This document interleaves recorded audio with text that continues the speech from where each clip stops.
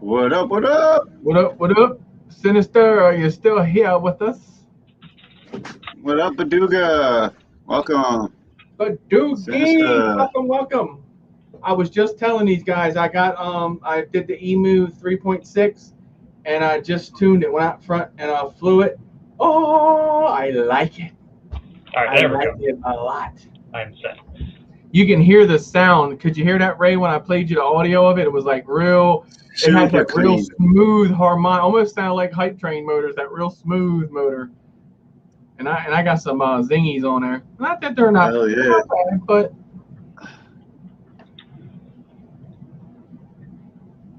they You are. weren't late. You just forgetting it was 7:01. It just did turn us on. Oh, all right, yeah, because there's that lag. Well, you got to blame that on or YouTube. Yo, YouTube acting up. Not us, Holmes. So, what has everyone in the lobby been doing? All six of you. How are you? Good. I big oily guy. All What in up? the house. Sup. BOG. big oily guy. Ugh. Yes. Rough. When you like to wrestle something like that, boy. Hey, I told my girlfriend the only way The to win name a is fight. deceiving. I will tell you that. Yeah, the only way to win a fight is to be butt ass naked, covered in oil. Nobody will ever beat you. Jessica in the house.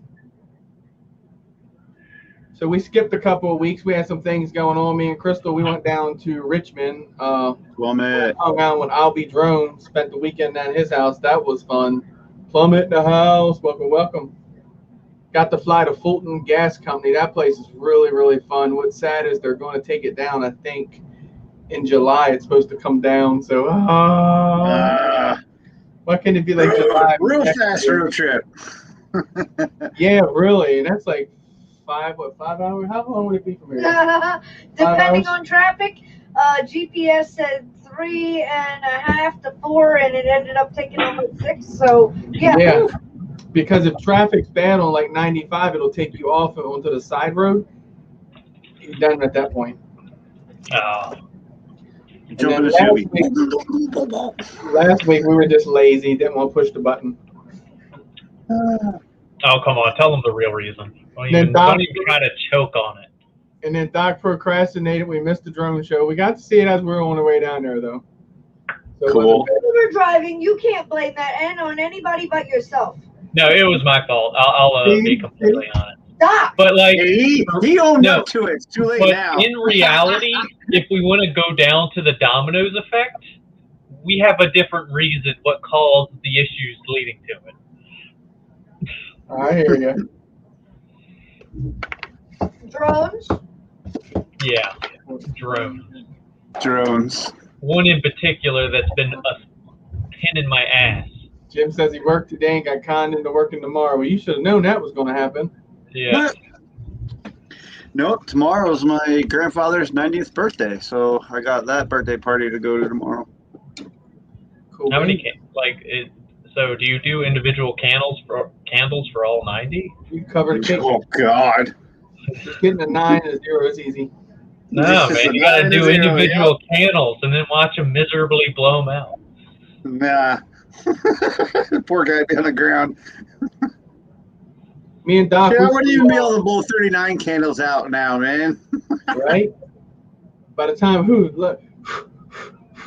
Yeah. Took you out of the window. Right? Chunked his dentures across the cake.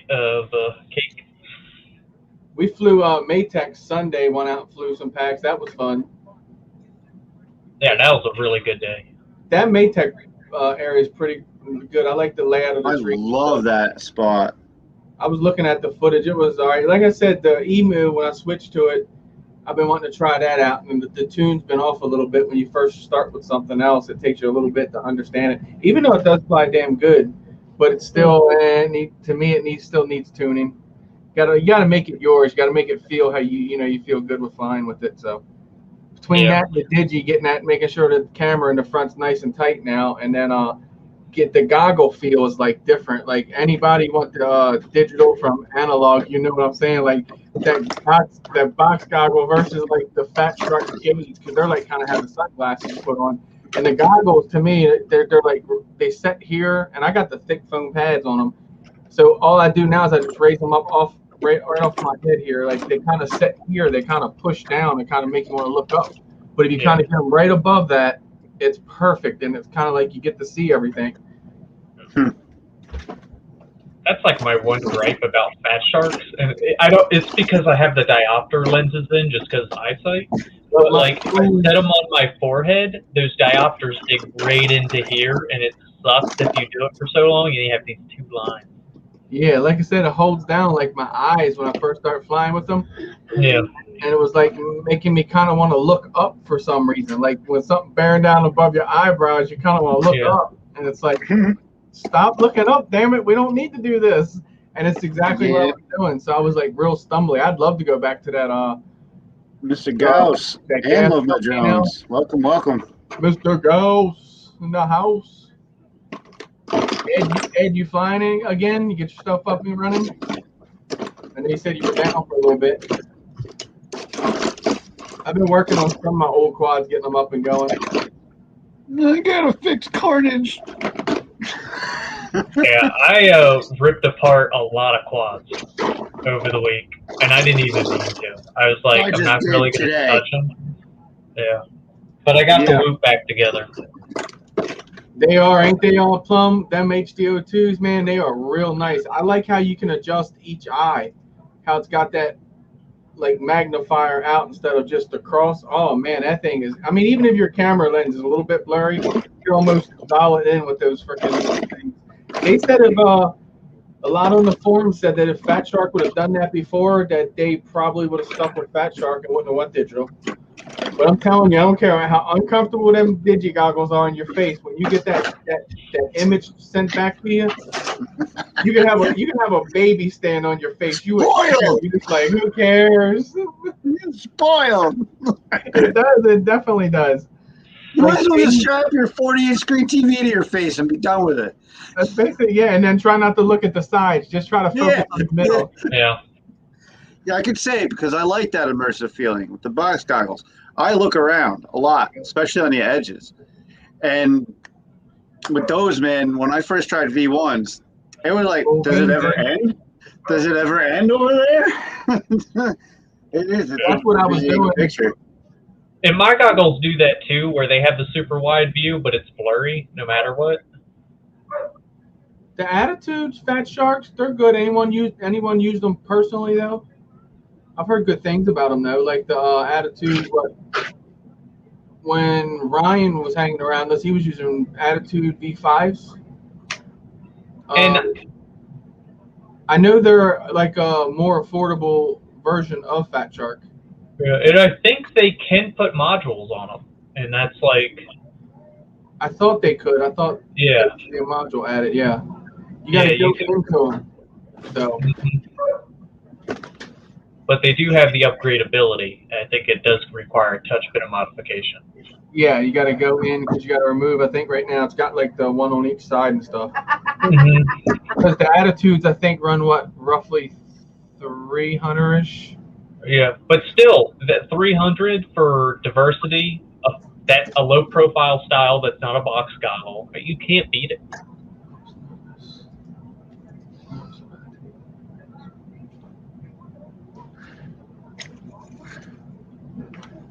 Yeah, I hear you, Ed. You definitely wouldn't be able to Fat Shark where you got to use your glasses. So if you guys see Ed's picture here, he uses what are they, Ed? FEMA? Are those the? I can't think of the name right now. Are they the Fat Shark box goggles, or are they the E-Sheen ones? No. These are way different. Adam's telling Ed he needs to get them H2O2s. I'll tell you though, to be honest with you, and I'm talking to the older ones of you, Vipers. There you go, dude. So his goggles are box goggles, right? But then they come down in front of him, and it's like a screen out front. Think of the bill of your hat, right? And your screen's out here. so you can put your glasses and stuff on, and then it has like a thing that fills in, if you don't want to see the light. Like blinders. I flew one back from the sky, was here before, like I flew with them, but he didn't have them in, so you could see like the ground and stuff. It was pretty weird, like looking at the screen, and then the quad would come to the side of you, and you would literally see it line of sight, well, out the peripherals or whatever, and then see the screen. It's pretty cool. Focus those goggles, and it was not like the ones that have the monitors upside down and it's actually mirrored. Ever see those? I have seen those, yeah. And a lot of box goggles do that, where the actual main lens is up here and the mirror is at an angle. Yes, that's kind of a fashion. And they flip the image. But I'll tell you, a lot of people with glasses and they can't see. I've literally been like, try these on, and these been with the Fat Shark HD3s, and they would put them on. They'd be like, holy shit, dude, I can literally see clear as a bell in these. I'm like, I tried to tell you, even the stock part of the Fat Shark, it's something they do. It magnifies that screen that's in there already as like some kind of already magnification. Now, obviously, if you looked at specs, it would tell you that, but I'd say a lot of people. It's the actual adjustment for that main part that allows the lenses to focus and defocus. Jeffrey. Like, I would be able to use yours without diopters. Exactly, and that's what I said. When I got these, it was like adjusting that adjuster. It was crazy the focus that you could pull. Tommy G in the house. Welcome. What's up, Tommy? Keep touching it, you'll go blind. That's what I was told.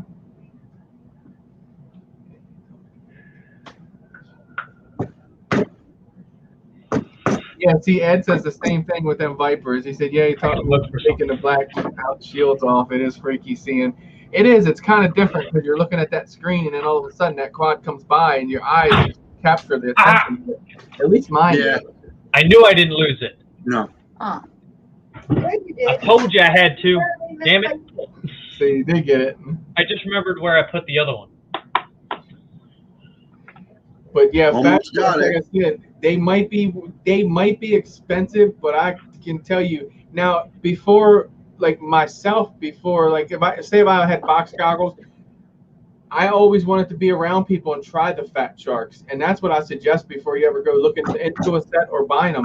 Find someone near you, a pilot, and has the same one, and just try them on. You put them on, you'll be like, whoa. I guarantee at the point you put them on and they fit you good and you can see, you instantly want to buy them. Then it makes you want to buy them even more then.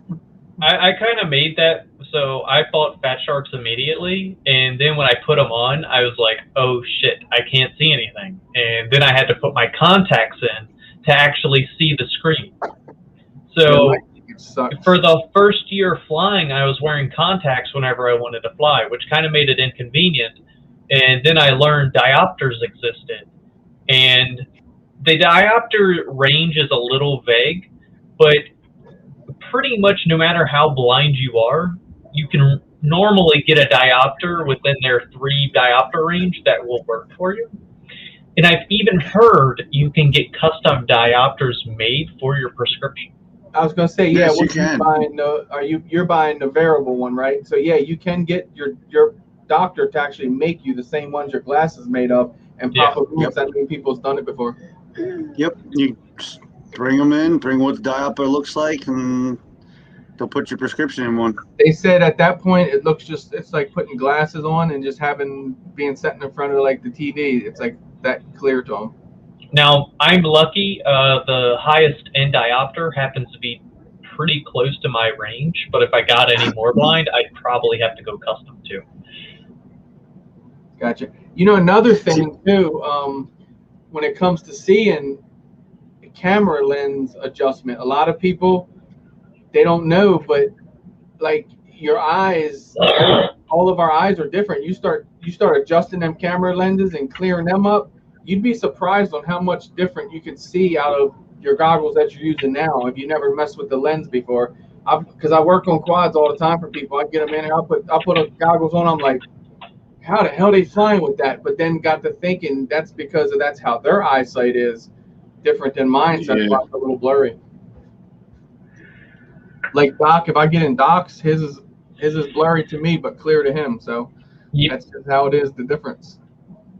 Now, see, I lucked out for some reason with the mix of the Predator V5 camera and the Eachine, the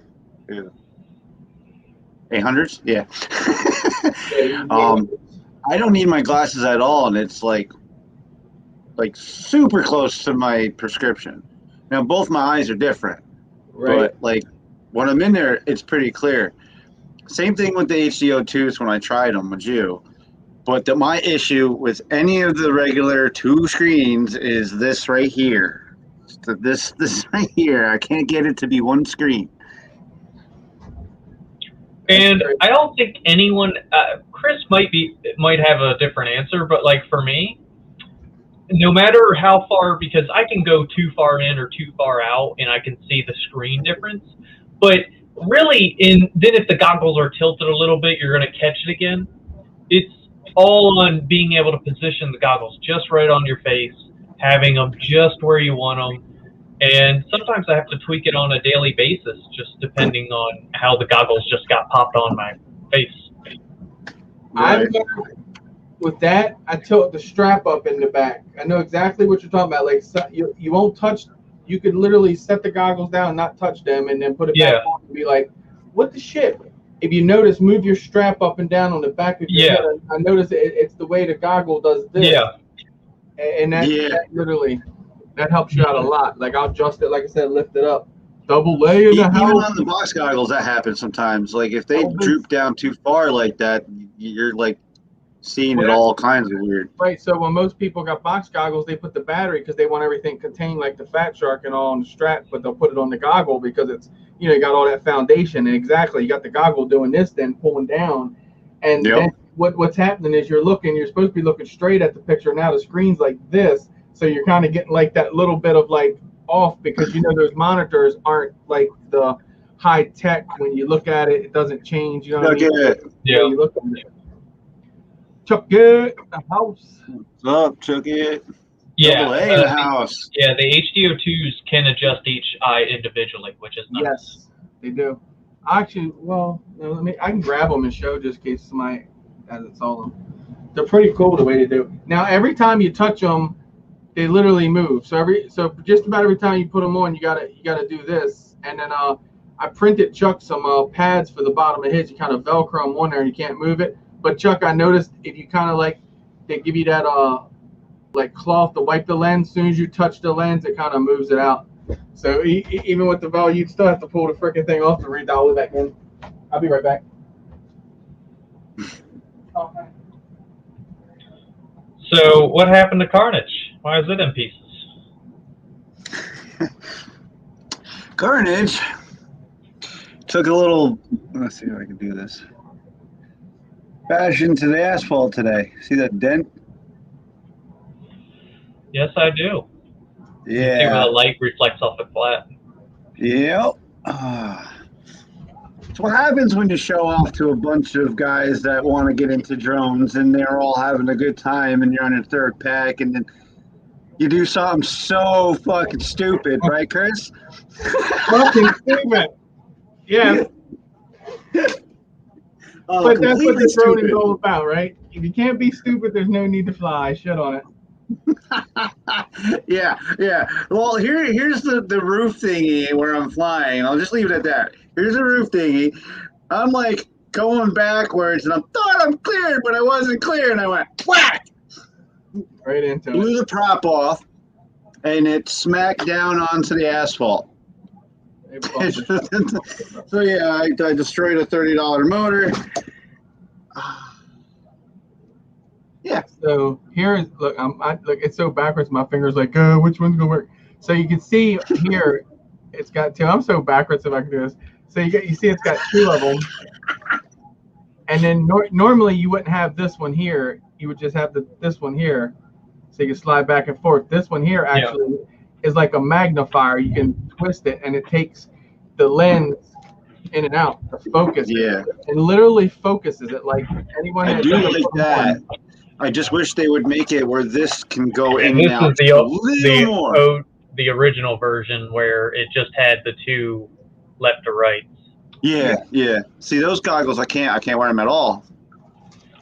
I was able to fly a little bit with the HU2s. They were almost where it was one total screen, but I have to say the Orcas, like for my eye problem, the Orcas were like mint. I was able to put them in. I got one screen.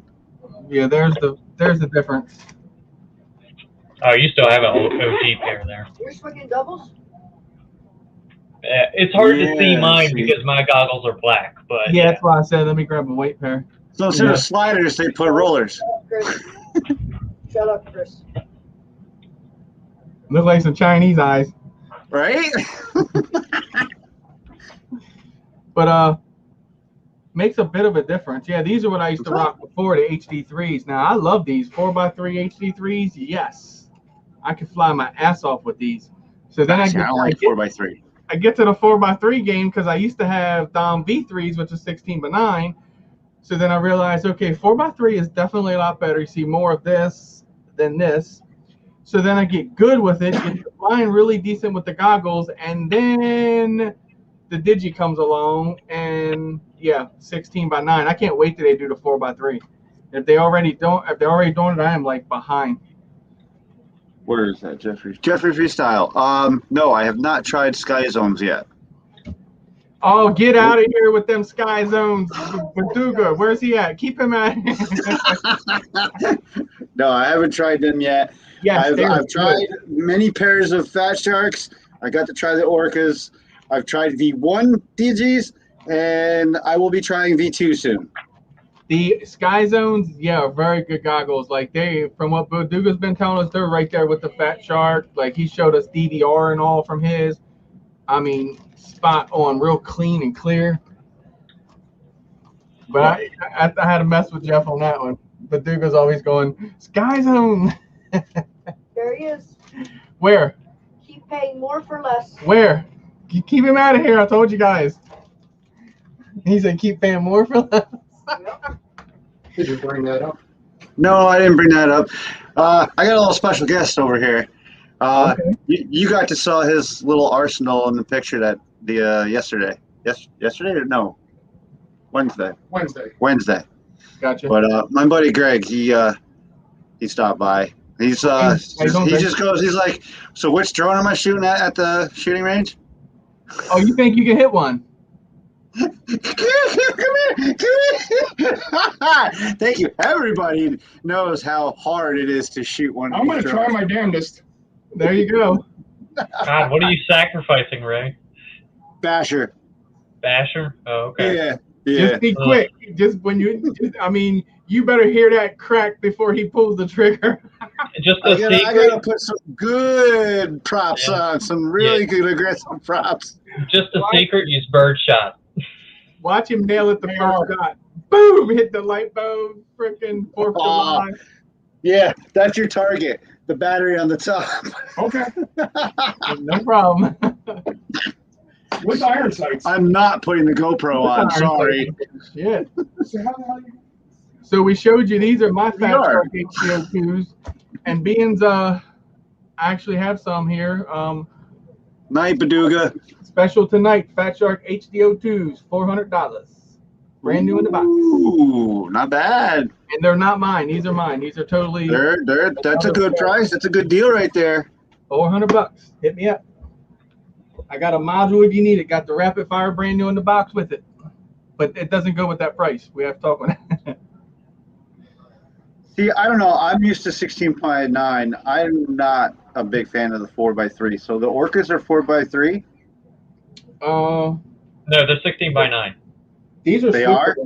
Yeah, not orcas. I'm sorry. I thought you were talking about his digis. I don't know. No, what the no, no, orcas are. no. I know the Digis are 16.9. The Fat Sharks are switchable. That's cool. Now, are the Orcas switchable? Mine are switchable too. Yeah, they are. Yeah, I remember. Yeah, I did it in the menu. Exactly. Yeah. All right, because if they weren't switchable, I wasn't going to get them. I like my They are 16x9. 16x9. Yeah, my Terminators are switchable. Freaking Chuck. I gotta try. All right, Plumber, you scared me when you said when you switched to Orcas, you went back to 4.3. I'm like, what? No, I want them so bad. All right, so I've been running this radio here, the Radio Master TX16S. I recommend if you got it, throw it in the trash. No, I'm kidding. Don't throw it. Stop. Go back. Yeah, just get one of these instead. They literally are. It's just Yeah, a throw copy that of one what in the this was. trash. Get yourself a QX7. No. So what I did was and like I said, this is multi-protocol. If you guys know, it does it with the Crossfire in it. You can pretty much fly or drive anything with it. So I had with the QX7, I've had receivers that I was not able to bind to because of it being the new access protocol. Well, I kind of knew that, and I built this guy this week, the Chameleon here, and I was digging through my receivers, and I pulled one out, and then I went ahead and put it in. I was like, want to bind to it on FR Sky? Nothing. With my normal ACCST protocol that's in the radio. So then I got to thinking, I was like, because I don't look nothing up research. I'm like, I wonder if they would actually work the new protocol though, because there's multi-protocol and it does have FR Sky, like 4 or 5 different ones in there. So then I tried to bind FR Sky, it wouldn't do it. So then it said FR Sky 2. So I went ahead and put that protocol on, and then it bound right up. I could set my switches and all. So I'm like, oh shit, this thing does the access one also. So that's good to know that if you got this radio, you just put it on the FR Sky 2 and you can run the new FR Sky protocols for all the No shit. Oh, and the new, if you get the newer upgraded QX7 with the access protocol, you can go back to ACCT. Yeah, you don't have to just use the access if you already have XMM Plus or an RXSR. You don't have to go buy a separate. I experienced that doing a build for somebody. I bought him a QX7, got in, and I'm like, oh, this is not like mine, and found out that you can do both on it. Right. So then when you're in beta flight or whatever configurator you use, and you got your channel mapping AETR1234 or TEAR1234. So you got that, either one of them, and you're getting them in, you're saving them, but your sticks are still off. And then you remember they show you online on YouTube, they'll show you how to go in on this part here. You would press and hold the wheel. So I could figure out what fingers work. Dude, I'm so stupid when it comes to this. I gotta go back now. So it's so weird trying to figure out, like, you press and hold the wheel, and then see it down here. It says move, so you could actually move that, right? So what happens then is when you move that around, right? So then what I like to do is I go into like a tight place on my throttle. I will scale the throttle through the transmitter. I'll put it on 90 and then offset it to 10. So then when you do that, whatever you move that around, whatever axis, it's going to adjust that axis because you moved that at that spot. So what I found is I was doing it with the Tango 2, setting it up the other night. You go in and you would just press and hold this, hit edit, go down to source. So what's up, RC Crazy? And then you go down to source and then highlight source, and then you just move, whatever source or switch you're trying to set. It sets it to that axis. Just exit out of it, and it literally saves. You don't have to go jogging them around and moving them around, because that's very confusing. When you start moving them around and all that, I'm like, okay, this is easy. Yeah. And then I still move. I'm like, that's moving to y'all. That's not right. And it takes me forever to try to figure it out. Man, that way, go through the source, hit it, move it around, bang, done. 2 seconds, in and out. No problem. Nice. I thought I'd share that I learned that this week through the radios. Because when it comes to radios, they're very difficult on the protocols, the firmware, updating them, all that stuff is scary. So, well, hopefully next week I'll be bugging people about Crossfire and stuff. Love my drone, and switch those bad boys out the halls. If they're going bad, upgrade. Yeah, upgraded the Hall gimbals. I'd like to get them too. You're right back. All right. No, I haven't seen the Vampire, what's up? Welcome. Vampire in the house. Welcome. I haven't seen the radio with the tracer in it. The tracer, I just feel like it's such a downgrade, but I guess they're trying to get out of the ham radio world, because the tracer's 2.4, Right. which is pretty much everybody else. You know, that's just FR Sky. That everybody's rocking 2.4 on their standard radios, where at least the Crossfire, the original, is actually 900 in the US and 800 and everywhere else. Right. FR Sky just got stupid when they changed that new protocol. It's like, then you go order a receiver, you get the receiver in, it's like, oh, it's the new stuff. So then it's like, okay, you can flash it to make it work with your QX7. I know people are like, you can flash it, bro, but I found that that's like a 50-50 shot of that shit working, to be honest with you. I know they say it works, but I can tell you, You're better off buying a $12 XM Plus at that point. well, that's exactly what I would do, right? That's what I'm saying. And then it would come in with the access protocol. Well, I'm done on my QX7 with the ACCSD. It's done because you can't go into its module and put it to access. You know what I mean? It just has to.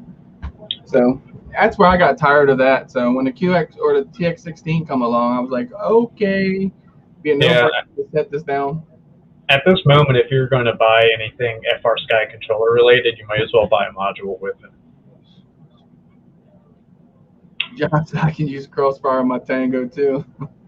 Yeah, because it's like pretty much the Crossfire receivers are like $10 extra compared to the FR Sky receivers. And I mean, I personally haven't had a good run with Crossfire so far, I'll be honest, but you know, it's not even the Crossfire that's the issue, it's a mechanical issue with the quad that's causing it. And I think we have the bug fixed. We'll see the next time we rip this quad that has Crossfire. Ouch. I'm not going to announce the quad because... I was going to say, what quad are we talking about? Yeah, I know you want to talk about it. So, Chris hasn't kind of given the full story about last weekend. A certain particular quad came in that's more angled towards my specialty in KISS.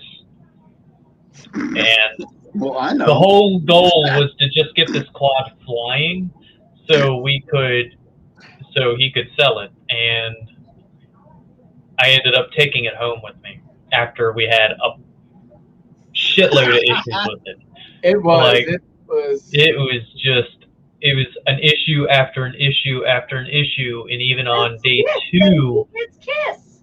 the gremlins were coming back. It wasn't even KISS. That's like, well, it was KISS for one issue and one issue alone, but it wasn't even KISS that was actually the problem. It was our ignorance to steal stupidity.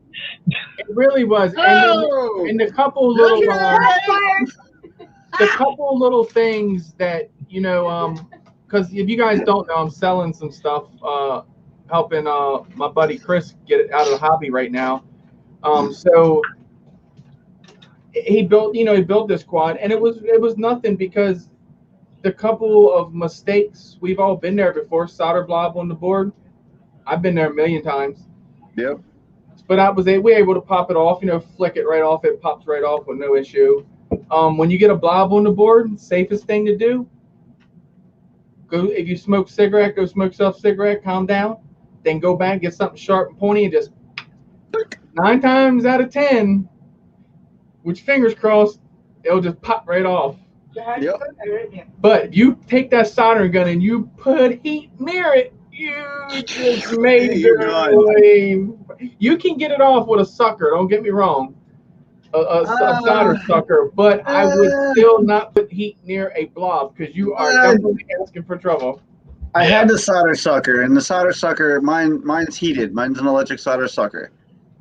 No, dude, it doesn't help. It just, especially if you get it on the F7 board, on the little tiny pins on the side, are all, forget it, I ruined it. I kill a flight controller doing that. I didn't even plug it in. I was like, yeah, it's done.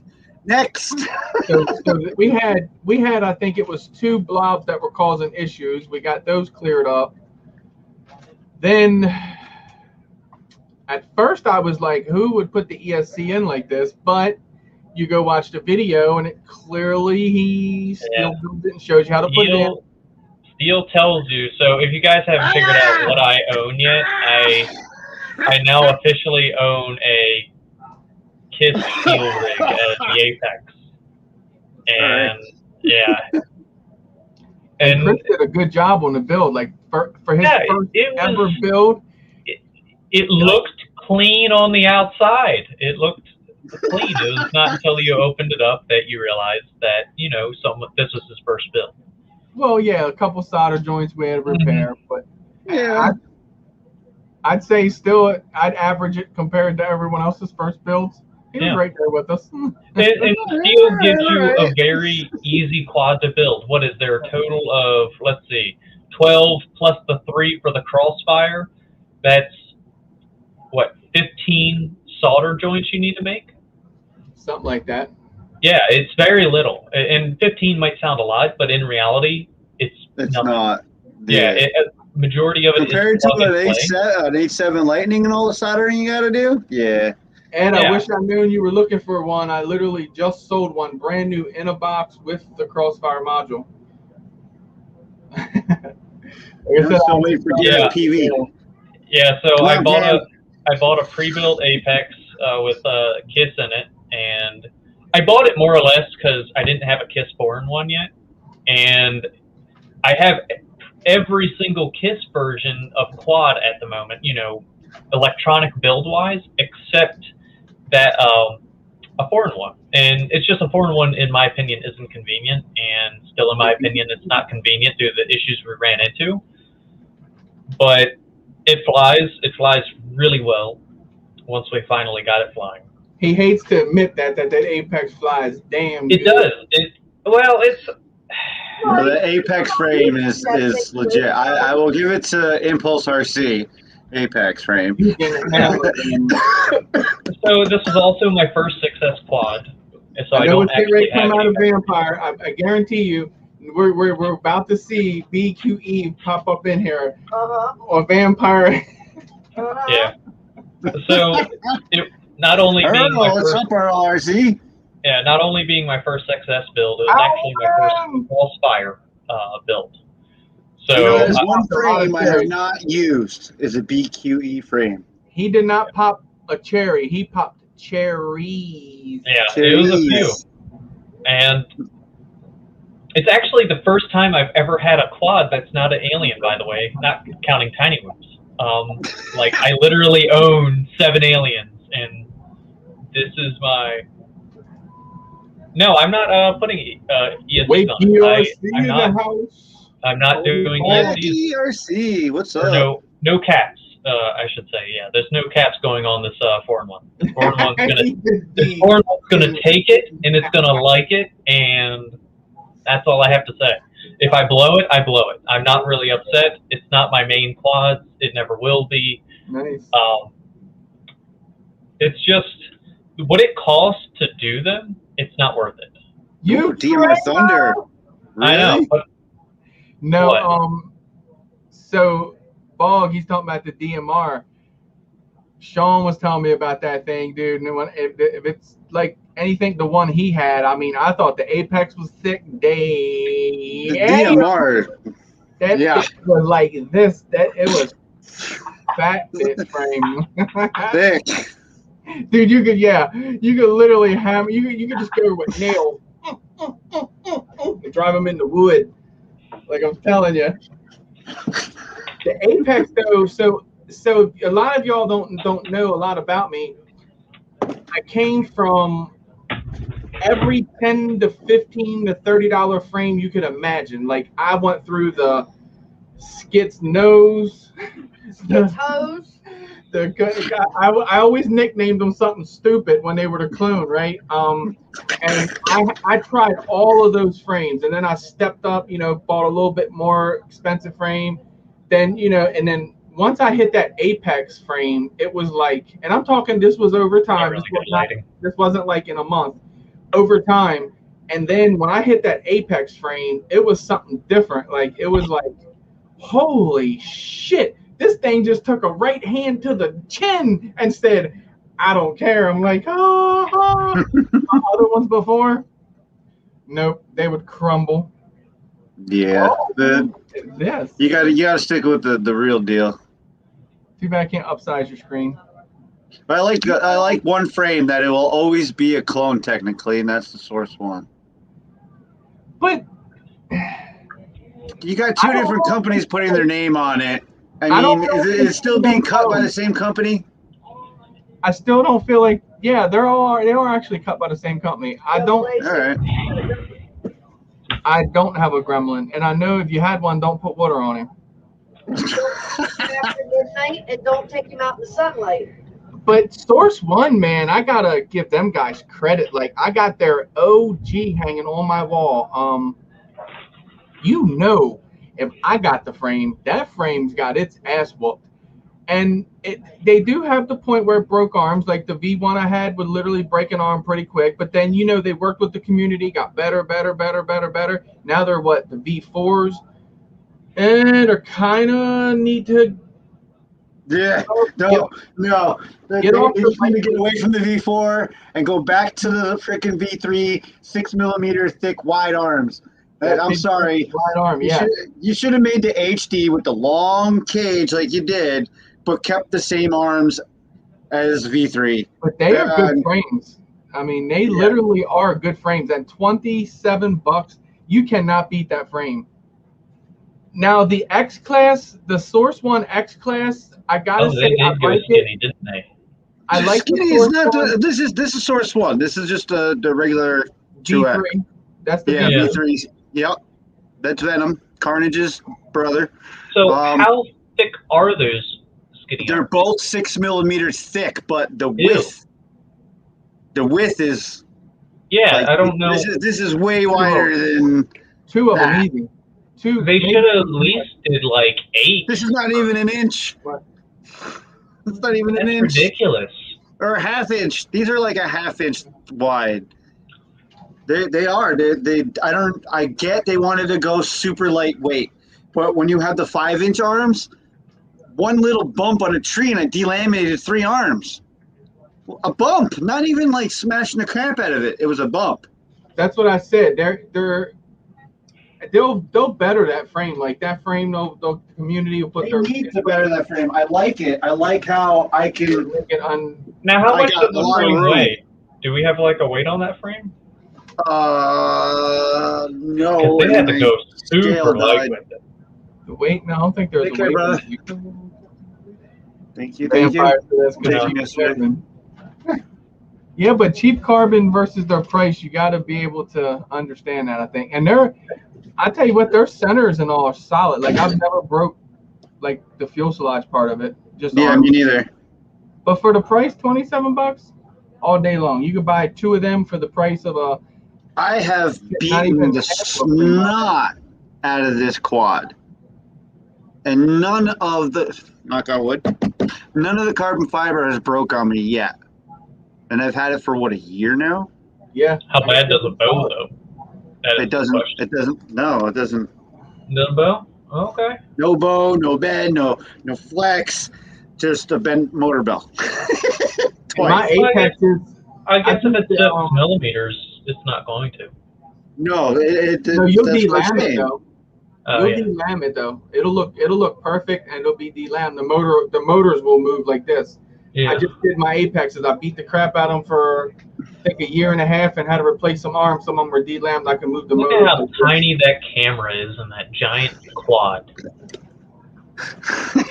We need to get like some actual good-sized cameras in those things. What are you talking about? I love the camera. Freaking loop camera in Beautiful. there. Beautiful Predator V4. I mean, Night, the other homie. one's a 5. Have a good one, man. Good night, Wacky. Wakey, The wacky. longer the arms. I wanted to read that, but I don't even know where it went anymore. The longer the arms. Is The that longer the weird? arms, the more leverage the obstruction has on the arms. Got to be thicker. Exactly. Oh, yeah. Well, Yeah. yes and no. It depends on what you're like going for. Like, if you have a 7-inch or 8-inch quad, you're gonna generally, not counting Ray. Ray does not count in this conversation. Sorry, Ray. You're going to be using that as a long-range kind of flow quad. You're not going to be ripping it in bandos. No, So- a lot of people fly big quads. Really? Why?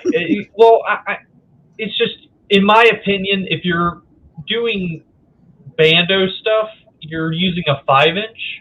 If you're going bigger, you're generally going to go longer, flowier, longer range type deal. Because Yes, now you yes got and no. I can see not flying it in a bando because, yeah, you're larger. yeah, that's my big issue. I know that in my brain, you know that it's a 7-inch. You know you're rocking 7-inch props. You're out there. Even with a 5-inch, you're talking to somebody that does not fly indoors a lot or much at all. And I'll admit it, I don't fly inside bandos much, and you can see it in every single one of my indoor bandos. I don't fly it much. Even in a 5-inch, I still feel like, wow, this thing's just too big to be in here. But it's not. It's really eye trickery. Well, it's not the fact that it's big neither. I mean, that is a point of it, but if you're a pilot and you got proxy, it doesn't matter your quad, it's your tune. Now, when you go inside, obviously you don't want, you know what I mean, get on the throttle and that thing want to do a lot of popping. You want that thing to move forward instead of the popping. So, adjust everything. Right. Have people, but yeah, there's a lot of people that fly bigger quads, especially 6-inch. A lot of people rip 6 inches. Yeah, I like 6 inches, like my medium. If I had my 6-inch going right now, I'd probably be flying that more than Carnage. But I mean, I fly the 5-inch here and there. It's, I don't know. I just went big or go home. I went big instead of going home. Hope you get back on pace, Alvin. Maybe Doc don't know. What's in Doc's mouth? Yeah. They said it looked like a stogie. Oh, this thing here? Doc, yeah. Oh, are you talking about this? Looks like a stogie. That thing's like stuck on. Pull it off. Shit, mine's growing down to I here. wish I shaved it off today. Mine's all the way down here. It was close. At least I get like good separation and it don't connect. No, I have to shave mine for it not to connect. No, this is. I gotta shave everywhere so it don't connect. Just I'm starting to get where my mustache is connecting now. It wants to make a whole piece. You mess you're getting around. older. You mess around and put this part right here up here, you be in trouble these days. I know. And if you can't grow it in well, then people are gonna be like, "Man, you got some dirt underneath your lip." Patch fuzz. Yeah. That's exactly what I'm talking about. Patch fuzz. Alvin said, "Come on, why Yeah. you picking on me?" I'll look That's be right, real with you. Chuck. Yeah. Big I dog just- freestyle. So the thing is like, how big do you want to get if you're trying to freestyle at that point? Because obviously Believe it. you're like 7-inch, and it's like, what about That's the where 10 I'm at. That's seriously. I mean, I haven't gotten to fly anything bigger yet, but for me, flying freestyle, 7 inches probably my maximum size. Anything bigger is going to be for more of a long range cruise, going down a long straight strip for a long, very long time. But 7-inch, man, I don't know. I just have, it just feels right. I don't know how I can explain it any other way, but I'm more locked in with Carnage as a 7-inch than I am any other drone I've flown. And you can feel when you're flying the bigger quads. You can feel it like on the sticks. It's like hard to explain, but Yeah, well, that's what we were talking about this afternoon, is about, the bigger quads and how to tune them and stuff. And the fact of the matter is there's going to be gremlins in a larger quad. You can never really get out. oh yeah, if you throw it hard enough the right way, you'll get something out of it, no matter how Yeah. big it is, for sure. Yeah. Unless you're doing the double motor setup, and that's what we were That's talking it. about. And Yes. that's the only way, is to run 8 Or motors. larger motor. If you oversize the motors for Yes. like I did, the bigger stator size clears a lot. I mean, I had the worst bounce back ever on that quad, and as soon as I went to the 2806 size stator, gone completely. I didn't even have to tune it. It was gone. All the bounce back, all the jello was gone. But then you lose a good bit of efficiency because, like, what times are you running on it? I'm getting 3.5 minutes if I'm like ballsing it a little bit there. If Yeah. I'm cruising around and just like getting slow footage, like if I was chasing my boy Brian on the Uniwheel, That I can get 5-6 minutes with a 1300 mile. Okay. But if again, like today, I had to explain it to somebody with the 1000 mile 6S, and I'm wiling out. I get 2.5 minutes, 3 minutes tops. Okay, so you're not losing a super big amount of efficiency. I think you could probably get a little bit more, especially since you're using 1300 mile, which I think 6S, a lot of people use 1000. So you do have to crank up on it a little bit, Yeah, which is nothing wrong with it, but that's just how you have to compensate with a bigger quad. I love flying the small ones down to the micros, all the way up to the Beast class. And then that X class was crazy to me. And the only thing, that's what I was saying about Source 1 frames, the X class, I don't like the tube for the arms, but I guess that's how they got to do it. Yeah. A minute, 30 seconds. Yep. But I do have something today, tip-wise. I know it's rare now. You got a tip? You got a tip? Yeah. All right, so Just a tip. Yeah, just a tip. We're about to start it, and then we're just going to roll out. I'll remove you from this one and bring you in on the other side, other one. No. Keep both. You don't have audio on the other one? No, it does. No. I don't have audio on the other one. That's why it's going to be hard.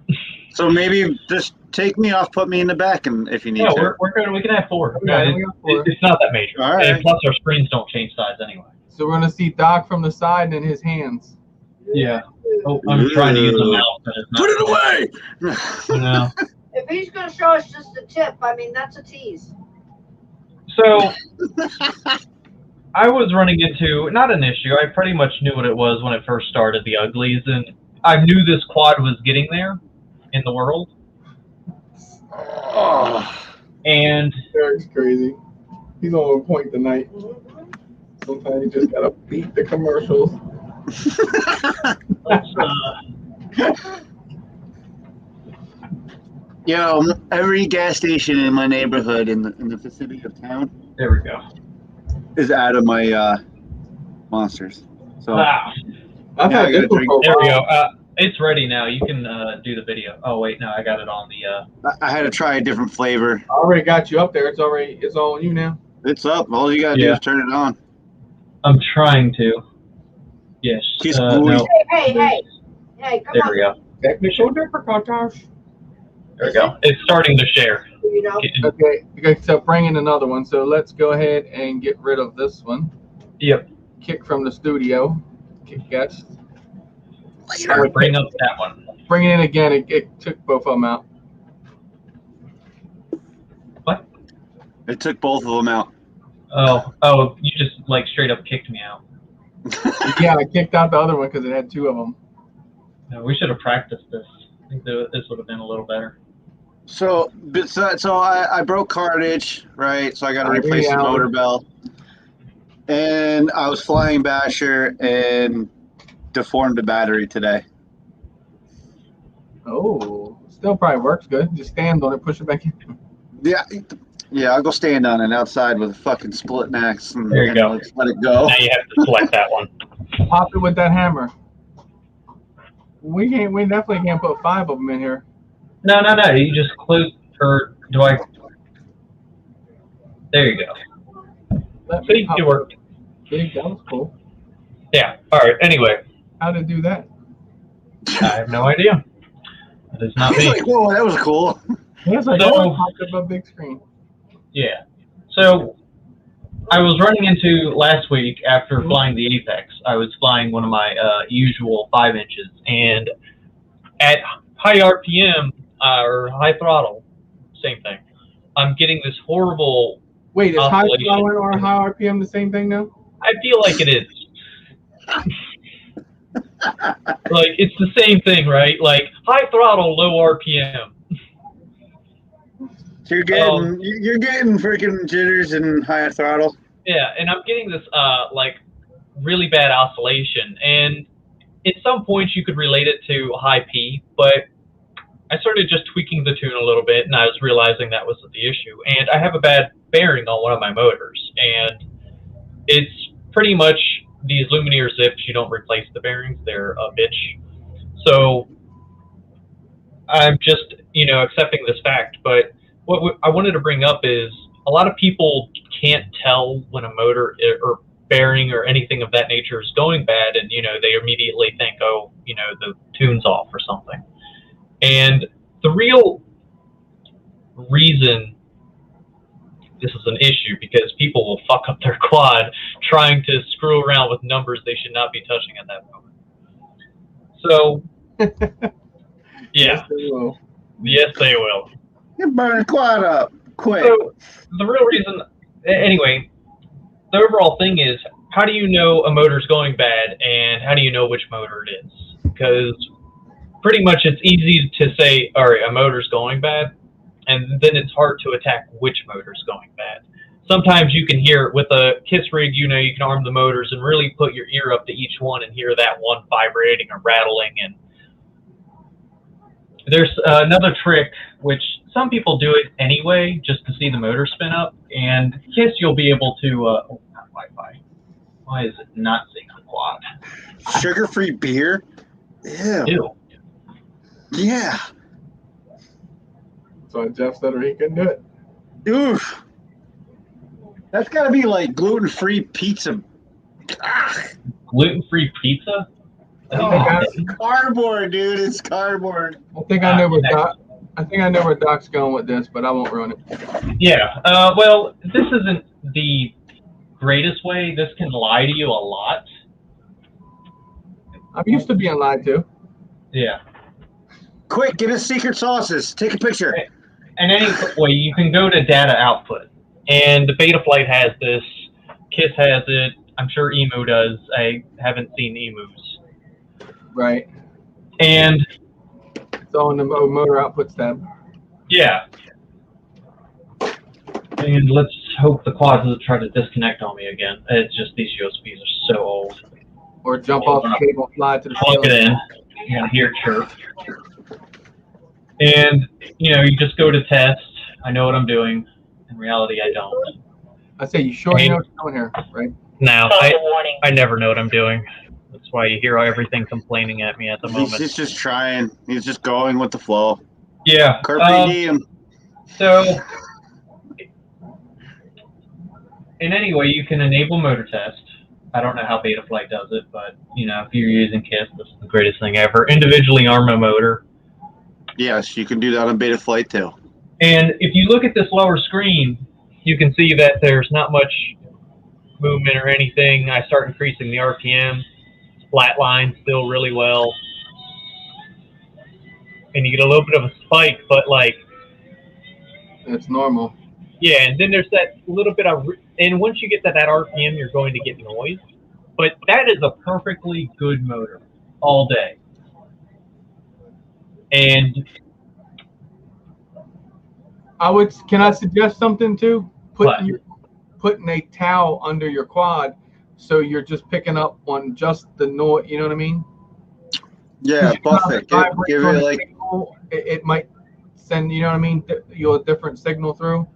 Oh, it is sitting on foam feet. So it is getting, yeah, you got the foam feet right. Mine never had those. So yeah, it's getting good cushion. Gotcha. And then we're gonna hit motor 2, and I'm 90% sure this is the issue. Motor. Yeah, here you go. Look at all that. And this is mid throttle, by the way. We're not even. You can hear it. I didn't have to look at it. You can hear it. You can see the difference in the blue and the red and the yellow now. Yeah. But and it actually cleans up once I get to high throttle. But anything that starts making a lot of noise in mid throttle, I'm considering a bad motor. Yeah, it looks like as it goes, your gyro cleans up. You see right here to the left, it shows you the color code thing. Yeah. Right. But this is a really good way to check to see which motor is bad. Once you've pretty much determined through your tuning, you've inspected everything, made sure your motors aren't dented, etc., or might even be an ESC issue. But pretty much once you have screwed up your PIDs, you know it's a motor issue. DOG. And now we're on power 3, and we'll kick that on. And this might be a little bit of a noisy motor too. I think this one's getting. No, mid throttle is still smooth a little bit.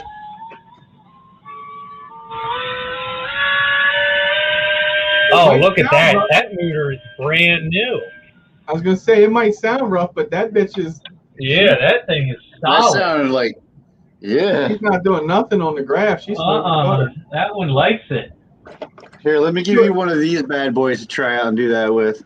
You sure you didn't? You sure you didn't come on disconnected? Because it's still showing you half throttle. I don't know why it's doing that. Yeah, I should have known. Oh, here, let's disconnect and reconnect because that was weird. Now it'll show all kind of noise. Oh, now it's not going to want to do anything. There we go. Get on, done it Come now. on. No, it's my USBs are terrible. Yeah, his USB on his laptop's getting ugly. Yeah, like we were having issues with the Apex and it's doing this. Oh no, they're unplug you. Unplug. I might have another bell. I might be able to fix this motor without even doing anything. Telemetry recovered. Remember when I replaced the stripped bottom stator? Yeah. I have another bell Telemetry somewhere lost. from that stripped steer. I love how Telemetry recovered. somewhere. It's somewheres. It is not wanting to connect. Yeah, it's somewhere in this house. But anyway, I don't can't need to find test it. that last motor because I've already gone through this today. Telemetry Yeah. lost. Telemetry But recovered. You've seen what I'm talking about. What we're seeing you know, is Kiss malfunction in here. Yeah, no, ignore the GUI. It's not actually the GUI. It's my USBs are just so janked. They're not getting good connection, and anytime I wiggle the quad, it'll disconnect it. Gotcha. Imagine trying to tune a quad all day doing that. It's fun. We kicked it out of there. You were in here. That's five- why I got the actual Betaflight configurator on my phone. Yeah. But anyway, and I can turn off this computer because There it's you out go. of battery already. Believe it or not, that's how I have to do BL Heli for any of my iFlight products. Gotcha. And it doesn't work on the computer. It only works on the app. But Yeah. when I go and do the Mamba shit, I can use it on my computer. It's weird. So, obviously, that's how you individual it, but there's a few other ways to really pick out if a motor is bad or if it's another issue on the frame. I agree with Vampire, man. It's a great tip. I mean, Yeah. doing a motor individually and listening to each motor separately yourself with your ears. I'm sorry, Yeah. I'm not a black box guy. Well, not That line only doesn't that- tell me shit. Well, not only that you're hearing it, you're also No. looking at that graph at the bottom. Yeah, because the motor can sound awful, but it can just literally rock flat lines throughout the chart. And it's showing you it's not putting any harmonization in the frame, where that one bad motor is harmonizing really badly with the frame. Yeah. And every once in a blue moon, I found it to where I'll get two bad motors diagonal to each other. And for some reason, they'll harmonize each other out, and I'll get a really smooth flight out of it. And at that point, there's no real need to target it unless one gets so bad it's overpowering the other and vice versa. And if I didn't fly with Doc, I would turn on this live stream and be like, I don't know what this guy's saying, but no, he has ears for a fucking quad. I can tell you this. Like, I fly with him, he's like, your quad sounds good, but I'd turn the P down a little bit. So I kind of blocked him out when I first started flying with him. Like, yeah, whatever. Like, I know his ears. And then literally, he'll start saying, I'm like, I'm going to do what he said. Turn that shit down. Literally, you start hearing that quad clean right up. I'm like, fuck this guy. And so much stuff comes with the sound, man. Like, and that's why I love the onboard camera because, like, so on the Apex, right after I crashed one of those times, I heard a bearing noise. I heard it start coming through my ear. And literally, I fly back in and I spin that motor, and you can start hearing the bearings. Just a That I can't do. I don't Yeah. like the sound of the VTX mics. But it's already I gotta gives you hear such good the information. quad. I started listening to the quad now, right? Like, I can tune, but I feel like there's a lot more I could do. So I started listening to the quad now, flying with him. And no joke, you can hear it. So when you go kind of, you know, you can go and you're going to pull like a power loop. You know, when you pull that power loop and you'll hear like you hear the motor ramp up, like the wheel, but then you hear the kind of like the motor's ramping back down on sound. But what you're really hearing is it almost makes you think it's the resonance of the prop, which it is, I guess, a little bit if the motor's not tuned perfect. But so then I was doing that the other day, and I'm like, I'm gonna do what Doc would do. Doc would start dropping the P until that sound cleaned up. Literally, I start dropping that P, and out there in the yard, when I start throwing that apex, you can hear woo, woo. The next thing you know, I start dropping that P here, yeah, getting that clean, that clean one, like, yeah. I'm like, there it is. So yeah, you can hear it if you listen for it. And if like you're upset about, if you're lowering the P and the quad's not being as like locked in as you like it to feel, raise the eye up. The eye will actually compensate a little bit for that. Yeah. Now you don't go too far up because you're really going to start stiffening and locking the quad, and she's not going to want to move freely. And then you're going to have to up P to compensate for that, and then you get back into your old issue. But it just helps that harmonization, that vibration in the frame clean up, so you get that smooth video. I rock session 4s, and my video never has jello. And when it starts getting jello, that quad is not flying until I fix the jello issue. Theory literally will stop and literally be like anal with it, like, geez. Yeah, like I will put down I start the getting quad. issues like that. I say fuck it and fly until I break it. I'm bad about it. Wait till you hear my Apex now with the EMU, like when we fly next, it sounds really crisp and clean. Yeah. It sounds like that dead band was when I flew it, remember? Yeah. Remember you said, what's up? A B. So I figured out when you said I messaged or friended you on Steam. That is actually Russell that plays. I told him to friend you back and get with you. If he didn't, let me know. I'll go swift kick him in the balls. Damn. Who? BOG? No, Quo. That's my nephew, B. Oh, all right, Quo. I like the flower bog. I'm hoping to come up that furnace. I heard that's in his neighborhood. Oh, really? Doom, doom. Yeah, that's like 5.5 hour drive for me. That's like going to your house. It's a ride for us. It's a ride for us. It's a good 6 to 8 hour drive for us. We got, so don't go there. I know. We got other things in the area that we're gonna go there, check out and hang out, and so. Hell yeah! I mean, I couldn't believe it was 5.5 hours from me. I was like, whoa, that's my trip to MD.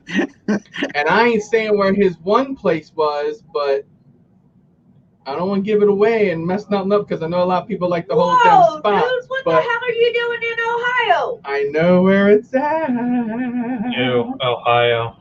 Ohio isn't too terrible. Or are you just visiting?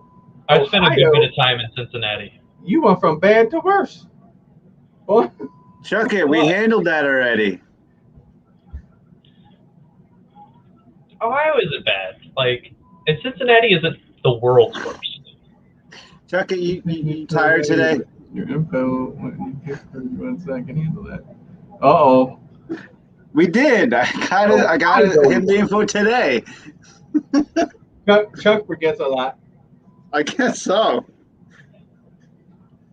That's all right. I had a guy hit me up on Instagram, and I've been following his aerial drone footage for a while, and he's in the UK, so he's got some really wild spots he's going to. And he hit me up privately. He was like, hey, man, you like my stuff so much. Here's my YouTube channel. If you want to sub, I'll sub back. And then he sends me a picture of my own channel. And then he asks me, what's your YouTube channel's name? And I'm like, you just sent me a picture of it, bro. He's like, my bad. It's past my bedtime. And I'm like, the sun's still out. You're in the UK, aren't you? Yep. You moved up there with your girl? Cool beans. Not that nice. OG in the house. Welcome, welcome. TDR drones. TDR drones and e-bikes. Oh, speaking of which, I don't know if you guys can see that. E-bike. No. Got me a razor. Oh. Ray's got a razor. Yes, sir. Ray, do you news? I feel like this might be deja vu, but I feel like you were talking about this like a while ago. What? I mentioned about my buddy's got his Uniwheel. He's the one that gave it to me. Yeah, he's the one that gave it to me. He's like, "Yo, we would go for a ride, and you don't have to ride a regular bike." I was like, "Okay." So he That's something hooked it up. big. Like It's an E300 Razor. yeah, but not only that. Like I work in Ocean City, and I see so many people on the electric skateboards, and I'll be sitting in traffic, and they're on the bike lane, and I'll watch them. I'm like, He said, that guy gonna push? You know, I'm like, and I kind of tilt my head, and I see this big pack underneath of it. I'm like, oh, it's an e-board, and it's so popular. Like I'm talking about, it's not uncommon to see like 30 people on it just driving through OC. Oh Well, yeah, they're big crazy, dude, big time. Dude, I Yeah. just watched the crazy mod one. The Hacksmith just did one, and it's off road, and he got this like big ESC and two big brushless motors, like 70/40s. Jesus Christ. And one in the front and one in the rear. Oh my God! He's got like Traxxas X-Max freaking suspension on it. It's got coilovers. Falling. Damn. Thing goes quick, like faster than it's really supposed to. Yeah, but the people that were riding down OC weren't going, you know, super quick, but you know they were moving with the bicycles. AA, I had this issue a lot. I could help you out as much as I possibly can. Chris helped me out too. He better off with him. Oh, speaking Bounce of back. Chris, Hey, you remember? hold on for a sec. Oh, Hey, AA, just go in. If you're getting a lot of bounce back, I would start with I. Just go in and start bringing up your eyes. Usually that will pretty much get rid of all of it.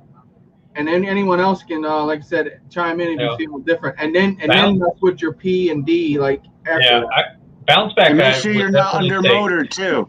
Yeah, I definitely say I and D in that point. Yeah. But Yep. It really depends. If your motors are getting warm after a pack, I would not touch D and go with I.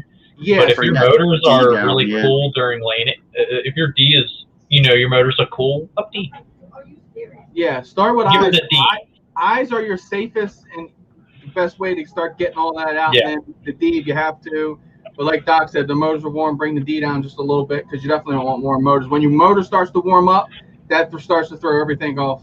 Cold, yeah, you're Cold. good. Just mess with your eyes and your P a little bit, and make sure you're not under motor too. He's good. Really, he said that's what he thought. The eye. So, all right, go ahead. I'm sorry. New. Come on, you gotta do new.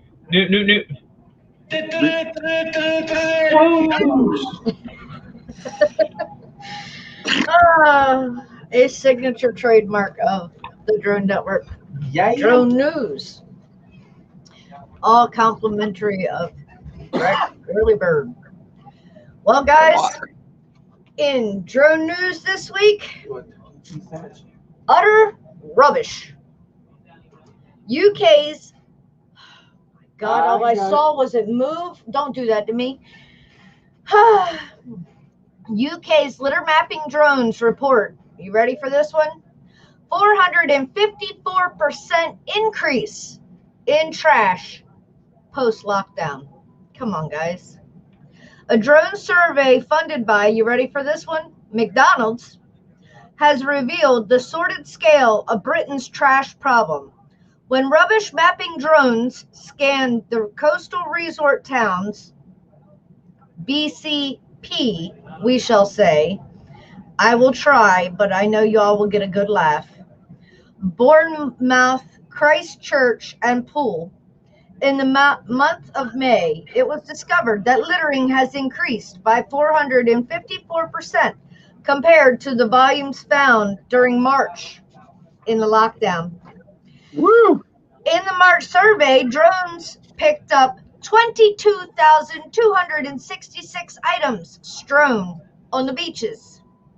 But an AI analysis of the drone data collected over a 7-day period in May led to the identification of more than 123,000 items.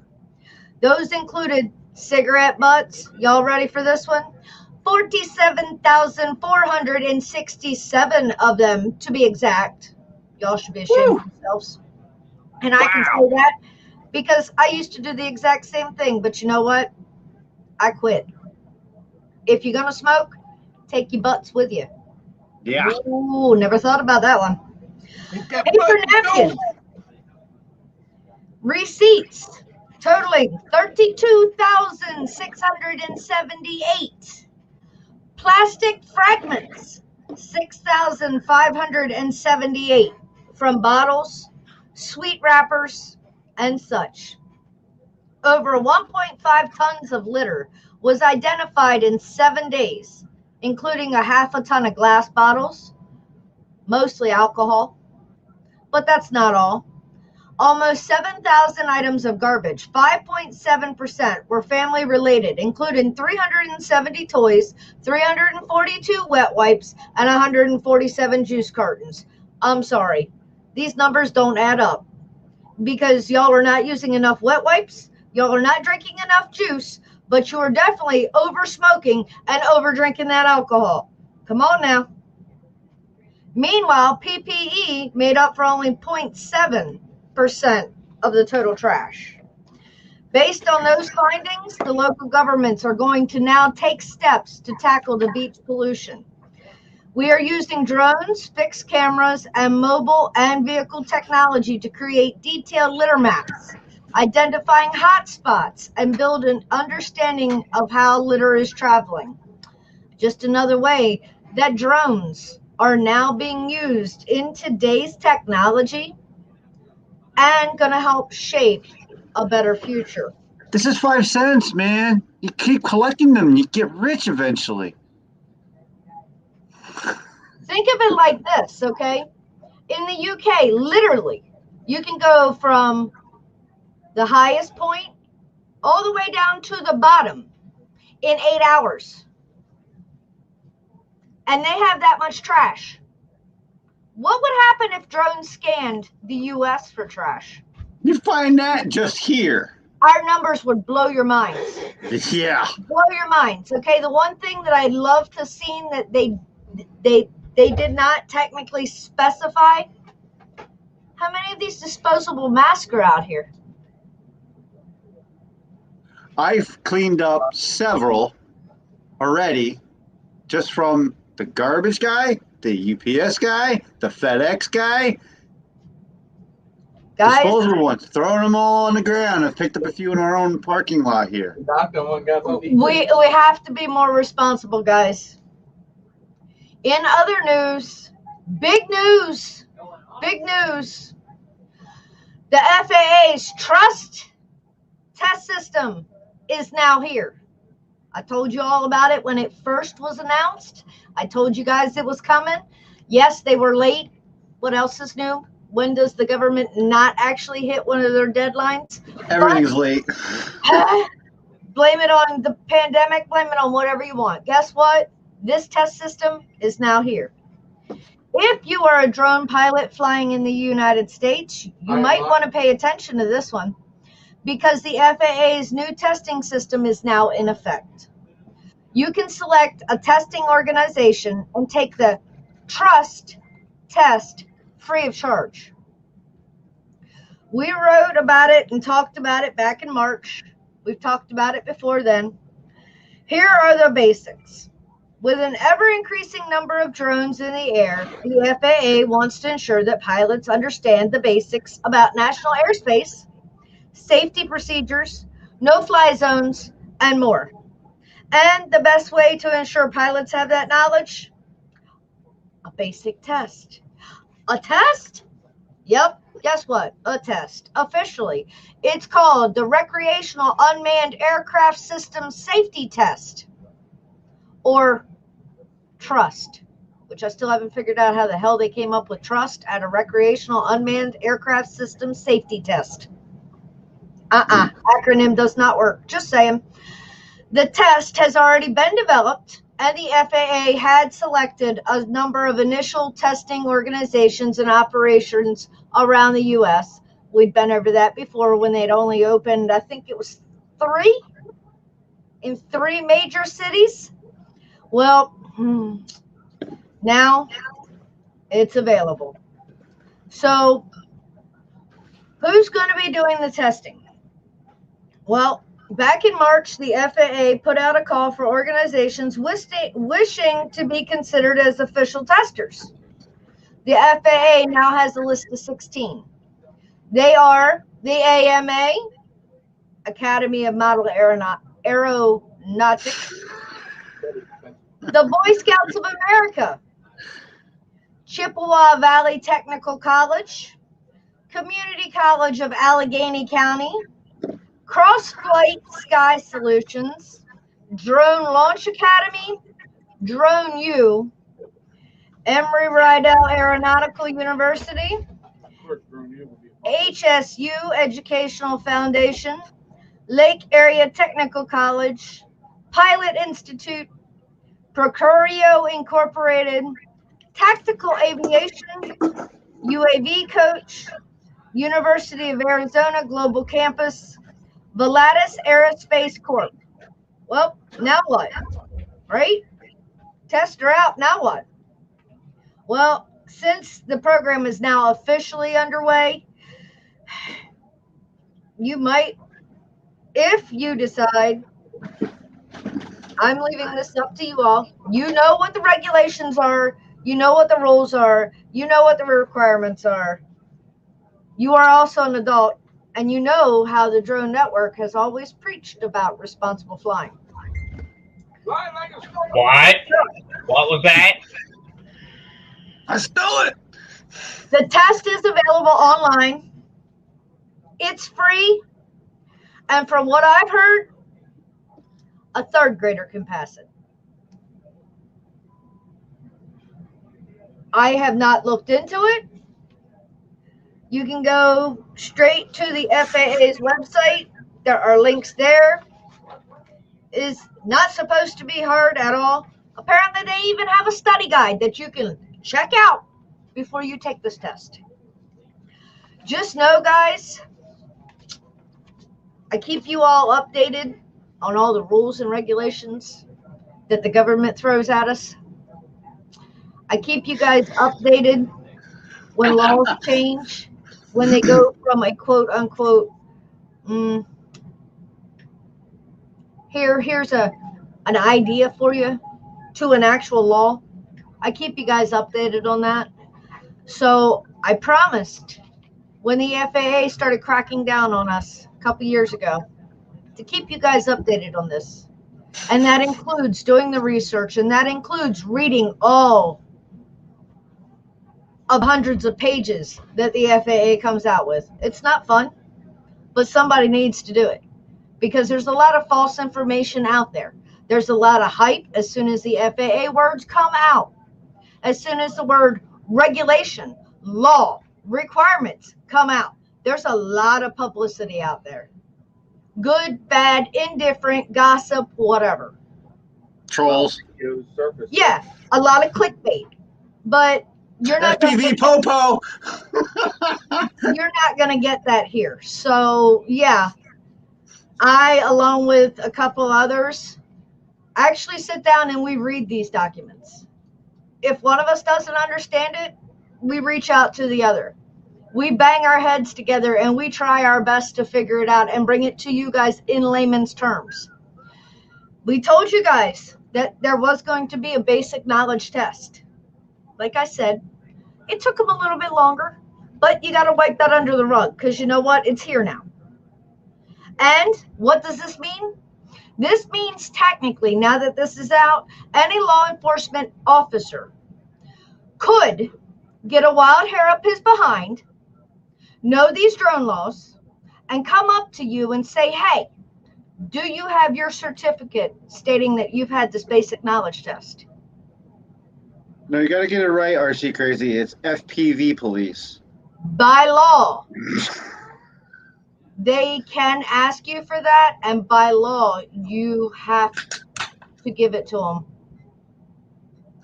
if you've taken the test. If not, I can't tell you. I can't tell you if he's going to give you a warning. Dude, in this day and age, you just don't know anymore. Your best bet is to be wise about the regulations, to be wise about the laws. Knowledge is power. The more knowledge we have, the better we can defend our position. Okay, we know that we're not flying wrong. We know we're not flying recklessly. But the more knowledge that we have, the smarter that we are in our own hobby, the more we can actually educate the law enforcement. Because they haven't been here. They don't understand that, hey, we're not out here spying on this one. We're not out here chasing this woman down. Okay, that's not what we're about. Oh, No. I am. Shush, shush, shush, shush, shush. Do we want to record history? Yes. Do we want our aerial view? Yes. Do we publish it? Yes. Is there anything wrong with it? No, not at all. Do you think you're quacking out around a plane? Yes. But honestly, No. Me and Chris have both learned that. No. in other news, now that he's brought that one up, get this one. Uh-oh. A police helicopter crew says mystery craft that they chased was not like any other drone. Huh? Told y'all I've been working on something fast. Huh? Well, Chris. Chris. the What were Tucson they Police chasing? Department has filed a report that their helicopter crew was, quote, baffled by the drone they pursued earlier this year. Huh? Well, in February of 2021, what was described as a highly modified drone was able to evade and outrun helicopters operated by both U.S. Border and Customs Protection and the Tucson Police Department after entering sensitive airspace. Uh-oh. What the hell are we dealing with that is able to outfly a police helicopter? Nice. Well, an FBI investigation has now announced shortly after that, in which the Bureau sought the public's help for information related to the case. The War Zone had now obtained the TBD's official case summary from this incident, which shows that the air crews aboard the two helicopters, not just one, two, this magnificent drone, A hell of a pilot. two different helicopters that chased the drone were mystified by the capabilities it displayed. The drone was first spotted above fuel tanks just west of Davis-Monthan Air Force Base and flew into controlled airspace surrounding the base and Tucson International Airport after the TPD and CBP helicopters began their pursuit. The law enforcement helicopters followed the drone northwest out of the city. Hold on, this gets better, okay? And hear me out. Before losing it in the clouds around 14,000 feet. Holy. What? Wait. Yeah, right? Hold on. What are you doing, Jabby? CPD, Hold your breath. CBP was operating an Airbus AS-350 on the night of the incident, while sources close to the investigation tell us that the Tucson PD Air Support was flying a Bell 206B-3 Jet Ranger. And a drone outmaneuvered and outran both of them and was at 14,000 feet. Hold on, it gets better. Hold on. The story of this mysterious drone encounter above Tucson was first broken by Dan Marys of Cold News, a local CBS affiliate out of Tucson. He shared details about the drone with the War Zone following our initial reporting, telling us that the FBI agents involved with the case said that, here you all go, okay? I told you it gets better. The drone was reported to have been highly modified, made erratic maneuvers, and even strayed into military airspace while reaching an altitude of 14,000 feet and maintaining head speeds in excess, y'all ready, of 100 miles an hour into the headwind. Nice. Some bitch got power. In an interview on Cold, Big ass battery too. This man was ripping balls. this like, man "Fuck had this balls shit." on steel. An FBI agent familiar with the case reported that the FBI isn't sure if the drone was a quadcopter or a hexacopter. His battery's this big, dude. The thing was a freaking jet. Well, I'm with Quo, okay? That's not a drone, that's a UFO. Yeah. Y'all have done admitted that they exist, so you just had 2 of your helicopters outmaneuvered by a UFO. The aliens are like, yep, you done admitted we exist, now we're going to show you what you don't know. Thanks to TPD records request, the war zone can confirm details about the It drone's was an alleged alien. flight capabilities and the flight path, as reported by the TPD helicopter crew in their official case summary report. For one, we can now pinpoint the initial location that the drone was spotted by the Tucson PD aircrew. That was the corner of East Ayo Way and South Palo Verde Road, directly adjacent to a fuel terminal operated by energy company Kinder Morgan and just west of the Davis-Monthan Air Force Base. They spying on other companies. The case summary also confirms the earlier reporting that the drone featured a single green light on its underbody, and it was difficult for the TPD helicopter spotter to observe that through night vision goggles. Note that the report states that no video recording was made of this incident by the TPD. Sure. Why? Why? Why? The report's notes/narrative section, authored by the TPD's helicopter tactical flight officer, then details how the drone maneuvered all over the city while flying above 10,000 feet, all while behaving in a manner to hamper the TPD's ability to track it visually. The TPD crew also reported that the drone appeared to move in an erratic pattern, as if its signal within the home station was getting weaker as it flew northwest out of the city. The flight officer then reports that the drone was last seen at an altitude in excess of 12,000 feet, flying over 65 knots, or 75 miles an hour. Well, that's because it was probably a Hubsan, and it's now on its way back to China.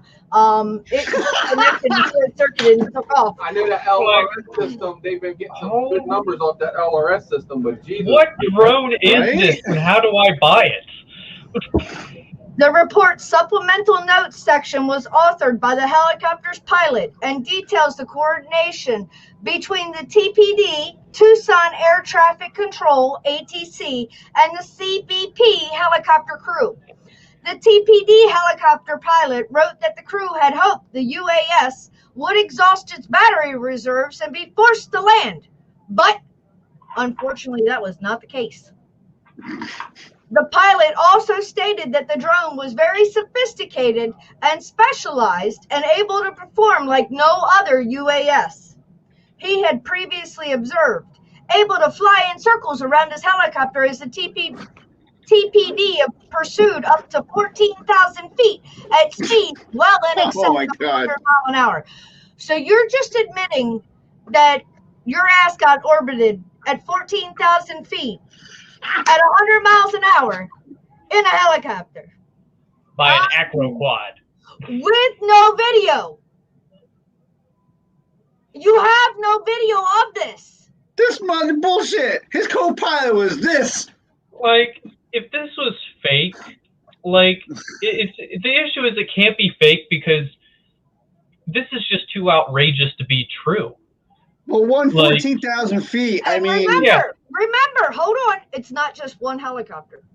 There's two different freaking helicopters Yeah. involved in this in two different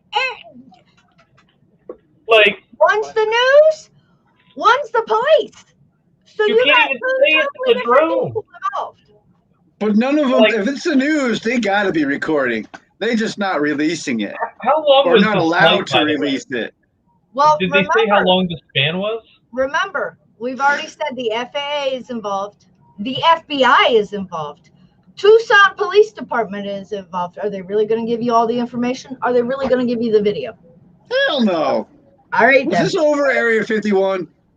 Or did I that mean, pilot, or Two. did those pilots smoke something good before they took off? Man, I need some of that. Yeah, we seen a green light. You seen something green? The pilot also felt that it was obvious that the controller had clear sight of both of the helicopters tracking it by the way it would orbit us and abruptly fly behind us in an attempt to avoid our visual contact. He wasn't attempting to avoid your visual contact. He was saying, catch my ass if you think you can. Let's have fun. But like, how long was this flight? The Pilot on Cloud 9. The pilot recounts that the TPD helicopter tracked the drone for over an hour as it flew into 40 miles per hour headwinds while maintaining 100-mile-an-hour airspeeds. Better this big, man. Despite tracking the drone extensively, the pilot notes that the crew was unable to get a good visual. Although we could not determine its exact size or characteristics, we primarily tracked it by the single green, non-blinking light illuminating from the craft. Sure. This is what gets me the most, okay? This next statement. Eventually, both the TPD and the CBP helicopters had to disengage from their pursuit in order to refuel after losing the drone in cloud cover around 12,000 feet. It is unknown what the intentions of this sophisticated UAS were during its time near that Air Force base, or how far away its origination or destination spot was. It is quite clear, though, that this was not like any other UAS we have ever experienced. And it is quite clear from the reaction on the drone network that all of these guys are now intrigued and want to get their hands on this new toy. Damn right. I definitely do. And if you want to buy one, they're sold, really, really, really good. I can plug this in. There's no green light on it. Sources close to the investigation have said that while TPD regularly encounters drones in the air, they are typically the small, off-the-shelf, custom-built, maybe, quadcopter models. But this obviously was a highly modified drone. Seen above Tucson, and it remains unclear as to what type of configuration can exactly hold up to what has been processed. You can still maneuver that thing like that. You just need really, really big mall batteries. They are continuing to investigate and are pursuing multiple FOIA requests related to this new puzzling event. If I hear anything else about the highly modified, specialized drone that can outrun 2 helicopters, I will keep you guys updated. You got 3 guys drooling over it right now. This thing has to be like nuclear powered at this point. Like there has to be a nuclear reactor on it. Right? Battery turned all the arms of the solar panels somehow. No, well, it was at night, so it was no solar panels. All right. They're using I tried. Yeah, so obviously it's not battery. 2-stroke quads, which do exist, don't even fly that long nor that high because of the weight. So what the hell could it have ran off of? Mountain Dew? Yep, do baby doll, do.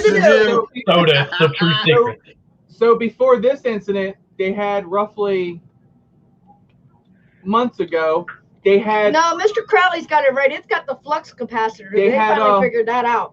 They had something circle a destroyer. It was quite a few of them, and they circled the destroyer. They were remember, I had that on the drone news. way out there too, and they circled it for a long time. So this is definitely there is something out there. 2 of this, I think. Yeah, the first one was out at sea. I feel like and literally bounced off numerous different ships.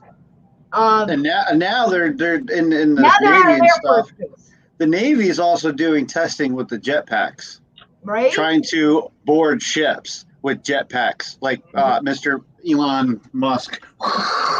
Yeah, they've been doing a lot of testing for that, and they've been doing like having a boat out there, not knowing they're doing this test and boarding it in the middle of the night with these jetpacks. Somebody's looking to get their ass shot. Right? Well, and in other drone news, to find out what that thing is, maybe they ought to invest in this. D-Drone surpasses sales of 1,000 drone detection sensors. I told you guys about them in Canada before. They're not just in Canada anymore. Ole. With an ever-increasing number of drones being flown around the world, the business of detecting drones has grown at a similar, if not increasing, pace. And now, one of the leading drone detection companies, D-Drone, has announced it has now surpassed 1,000 sales of sensors for drone detections. D-Drone is a counter-drone technology platform. Now we got a D-drone. Stop. Its products detect, identify, and track drones in real time, providing advanced warning for airports, prisons, stadiums, and pretty much any other sensitive facility you can think of. It can detect and recognize nearly 250 types of drones. Maytech's off limits now. Damn it.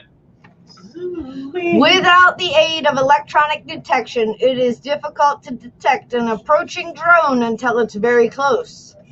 Relying on the sound or spotting a drone visually simply isn't a defense. In fact, you'd be lucky if you spotted something at all until it was in your immediate vicinity, unless you're in a helicopter and you're trying to chase this damn thing down at 14,000 feet doing 100 miles an hour. Just saying.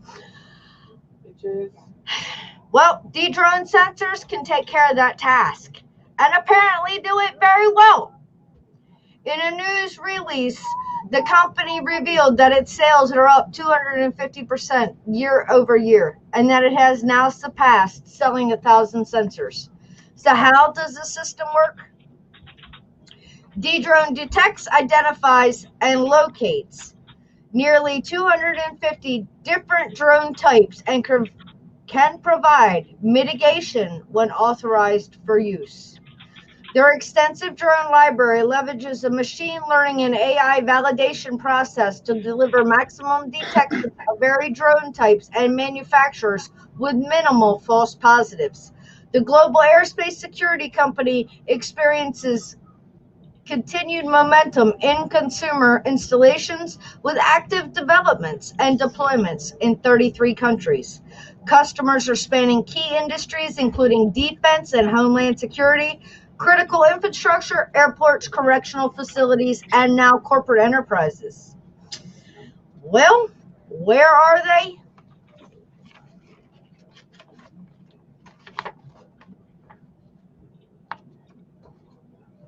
You see all them little dots? That's where these are.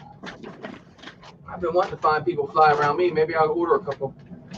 Look at that, New York. Unfortunately for us guys over here, the East Coast seems to be peppered badly. But who knows?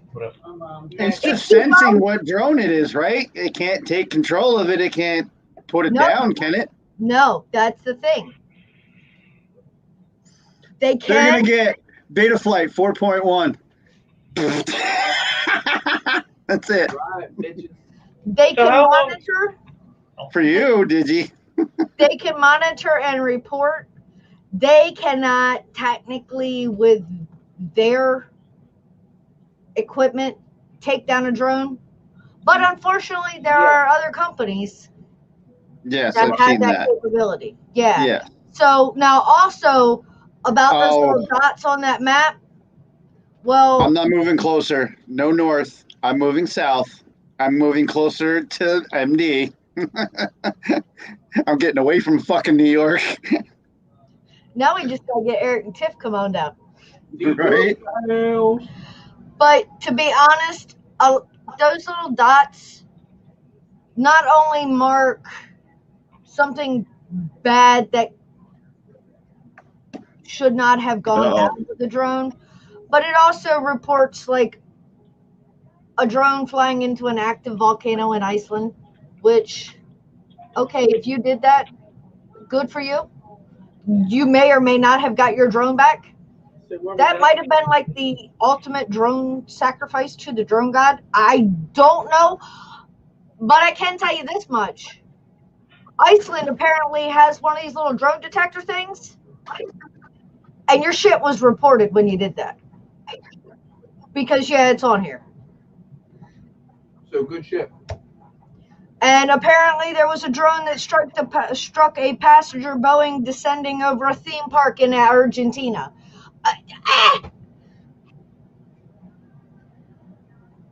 I'm not in I agree. South America. I can't tell you people what the laws are down there. I can tell you they probably don't like reckless flying either. But that's all I can tell you, because the only drone laws that I know and try to keep up with, and that's confusing enough, are the ones right here in the U.S. So I can tell you this much.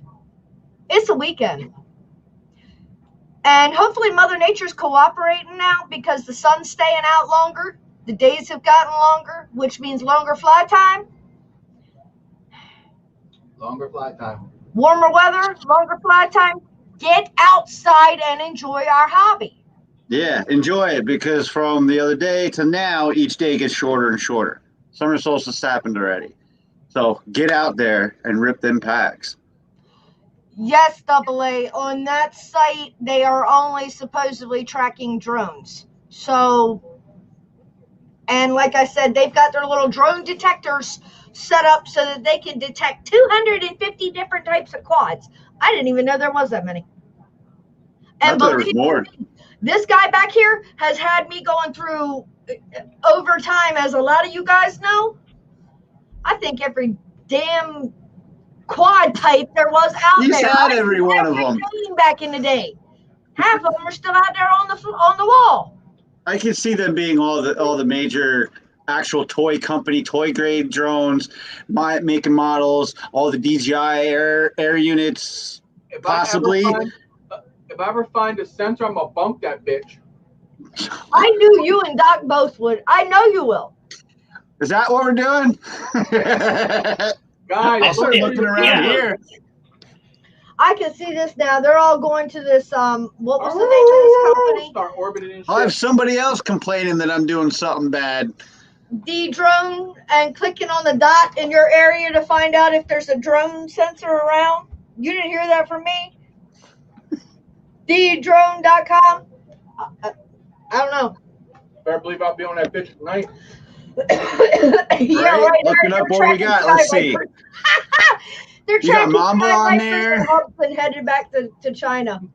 I still want to figure out, like for us wise, what would it actually compute as?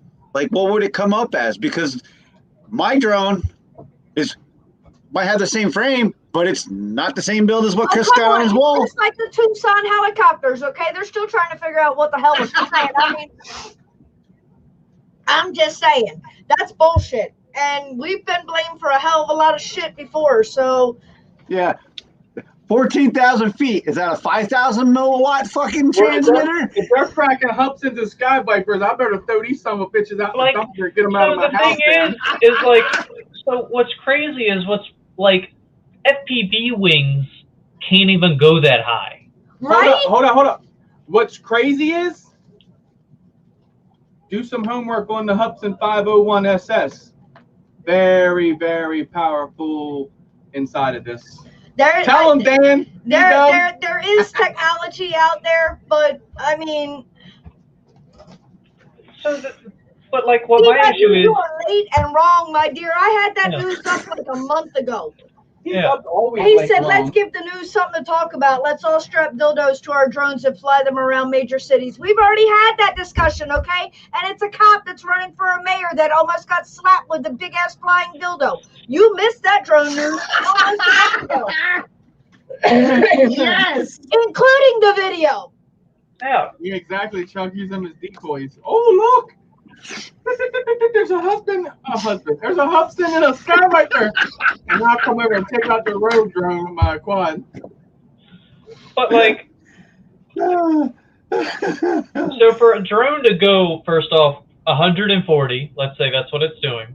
Let's You face can get it, that. it wasn't a drone. I know, but It like wasn't a drone. In no way it was a drone can do all those things, but not at once. Hey, Dude, you're doing 140 for the first 2.5 seconds and the battery's dead. look, Not look, for look, FPV wing. look, FPV look, wing can hold it for a bit. Look, all right, hold on. We all know how it goes around here, okay? Don't go getting salty and don't be being a bunch of haters just because somebody's done figured out how to bounce up and boost up their quad faster than what you could, and you want the same technology. Right. I know how I'm this gonna goes, get okay? nope. That's it. I'm getting great 4 70-40 motors and putting them on a quad. I Look, need all to know I'm what saying that man's is we pins had the are. helicopter flying over the house earlier, and it was literally vibrating the house. And I was like, what the hell is that? So It if was. they can be down that low, maybe we can be up that high. We just got I to wonder figure if out this. how. I wonder if this New York law now that any exhaust is from a car or vehicle now that vibrates your car, the loudness vibrates the car, cop car. It's banned and illegal, and you'll get a ticket now. It's the Hack. law. Life So, hack. It won't vibrate your every car if it's not Harley- attached to it. But every Harley and every trucker in this state is now going to get a ticket. Yeah, because the Harley. That going to go? Harley's The Harley is that big. That's when you put bass shakers on your frame. The newer ones aren't that loud anymore. And it's But see, that's what they're trying to do is more or less get away from the change. Oh, they're trying to get rid of the two-steppers. They're trying to get rid of the they're trying You to know. get rid of those freaking loud stereo systems that they're trying to get rid of. No, it's not stereo. It has nothing to do with the stereo. It just has everything to do with the exhaust. That's what I was saying. A little Life two-stepper don't got a four Chuck. cylinder. He ain't vibrating Yeah. nothing. See, with my car, my Loud exhaust noise. isn't attached to my car, so my car doesn't vibrate. That's why you No, don't truck it. so that's what I don't understand is they're putting a new law in effect that is already in effect. Just unbolt it.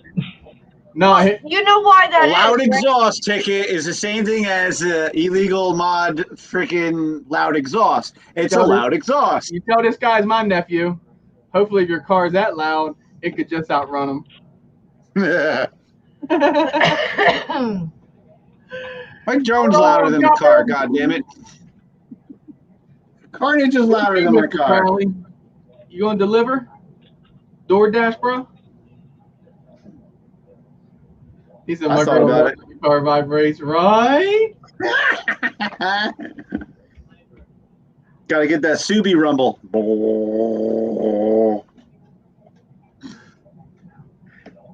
Boom, boom, boom, boom. Yeah, but the Harley stopped vibrating after they started putting the Evos in them. And that's just because it actually has a decent firing order.